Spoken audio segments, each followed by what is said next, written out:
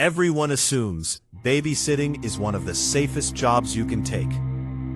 You arrive at a quiet house, meet polite parents, check on sleeping kids, and spend most of the night watching TV or scrolling through your phone. That's exactly what I believe too. I had done it dozens of times before, without a single problem. But there was one babysitting job I took during my first year of college that still doesn't make sense to me, even years later. The house was located in a quiet suburban neighborhood, the kind where every driveway looks the same, and the streets feel almost unnaturally calm after sunset. There were no kids playing outside, no dogs barking, just the low hum of streetlights and the distant sound of traffic far away. When I pulled up, I remember thinking how perfect the place looked, clean, well-kept, and safe. The parents greeted me at the door. They were friendly, maybe a little distracted. They explained the routine quickly, showed me where the snacks were, and pointed out the baby monitor on the coffee table. Their daughter was already asleep upstairs, and they said she usually slept through the night without any issues. Just before leaving, the mother hesitated. She stood there for a moment, her hand still on the door handle, then said something in a casual tone that didn't match the seriousness in her eyes. "If you hear anything strange," she said, "don't go upstairs, just call us." I laughed softly, assuming she was joking or referring to the usual noises old houses make at night. She smiled back, but it didn't reach her eyes. Then they left, and the door closed behind them. Almost immediately the house felt different. Not scary, just empty. Too quiet. The kind of silence that makes you notice your own breathing. I sat on the couch, turned on the TV for background noise, and placed the baby monitor beside me. The screen showed a dark bedroom and a still crib. Everything looked normal. For the first hour, nothing happened. Then I heard footsteps upstairs.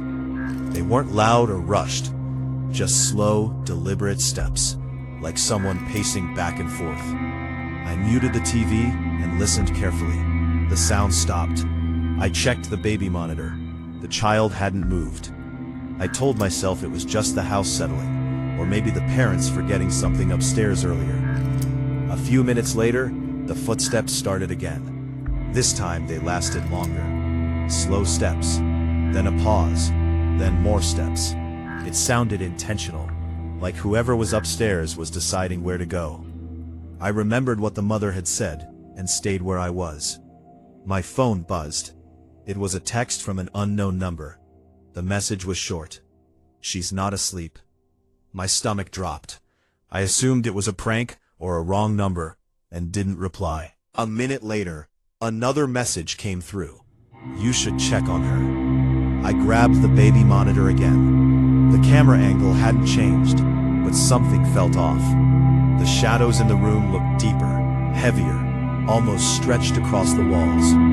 I turned up the volume and heard slow breathing. It wasn't soft or uneven, like a sleeping child's breathing. It was slow and controlled, like someone standing close to the microphone. I texted the parents immediately, asking if they were watching the monitor or had messaged me. There was no response. That's when I noticed something I hadn't seen before. In the corner of the monitor screen, barely visible, was the outline of someone standing near the crib. They weren't moving, just standing there, watching. I felt frozen in place. The footsteps started again, this time on the stairs. Step, pause, step. Each sound felt closer than the last. I locked the front door without thinking, backed into the kitchen, and grabbed the largest knife I could find. My phone buzzed again. She doesn't like being watched. The baby monitor suddenly went black. I didn't try to understand it. I didn't try to be brave. I ran out of the house barefoot, stood under the streetlight shaking, and called the police. When they arrived and searched the house, they found nothing. No intruder, no signs of forced entry.